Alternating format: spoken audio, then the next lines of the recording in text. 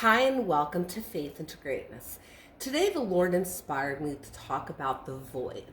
That hole in your spirit, in your heart, where it feels like absolutely nothing can fill it. I remember over a decade ago feeling such a void, an emptiness.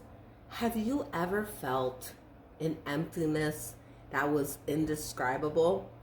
Where every day, despite having everything that you could ever dream of in life, you were miserable. I felt like that. I've been there.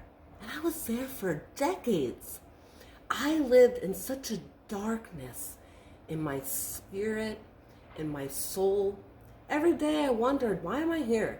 I love going to work. I love what I do. But there's got to be more to life. There has to be. I've chosen as a career path for myself to be an attorney. I love being an attorney. Very passionate about helping people who are truly disadvantaged and who are truly in need of my assistance. Everybody who I've ever helped over the years came to me, and I was able to help them when other people turned them away. And that was a blessing from God through me to them.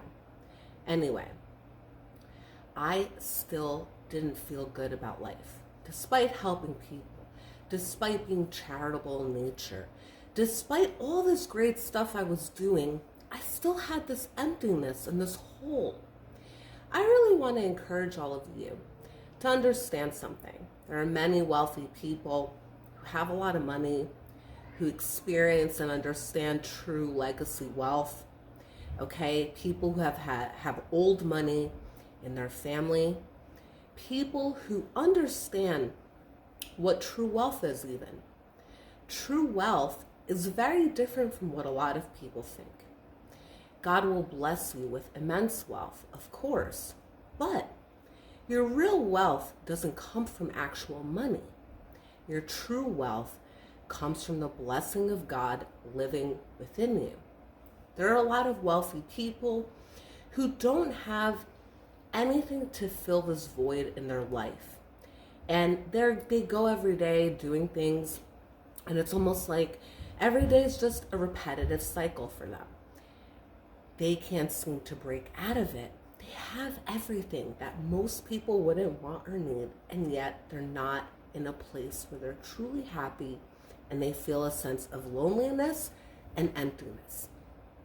You should, by the way, do the research on what loneliness does to your spirit and your soul. Granted, there are times where the Lord will isolate you in order to change you, to transform you, to teach you things, to recalibrate you. But this is different, the loneliness I'm talking about. This is feeling lonely, even if you're in a relationship, even if you're surrounded by a lot of people and friends and acquaintances, okay, you can still feel lonely. So a piece of advice that the Lord wants me to share with all of you was how I came to the Lord to keep praying so God can lift the spirit of sadness off of my life. I was stuck for some reason, and I'm not really sure why, but I was stuck thinking about things from the past that didn't matter because I was living for now. And the future hasn't happened yet, so it's nothing I can be concerned of. Only God knows the future. But I was still replaying the past in my mind. Things that happened in my childhood, things that happened when I was growing, things that happened in college and as an adult, and even things that were recent happenings continued to plague me. I didn't realize how much it weighed my spirit down. And I really, once I started praying, going to God every day, the Lord was ministering to me. And God was telling me, there are things that you do not need to carry with you in this life. The past is in the past. God has the future. And what's going to happen will be in God's hands. This is why you can't walk around with worry and fear in your spirit. This is why the Bible encourages us to never have any anxiety about things, to never worry, but instead by prayer, go to the Lord and petition God for everything that you need and want, and the Lord will respond. Of course, you want God's plan to be done.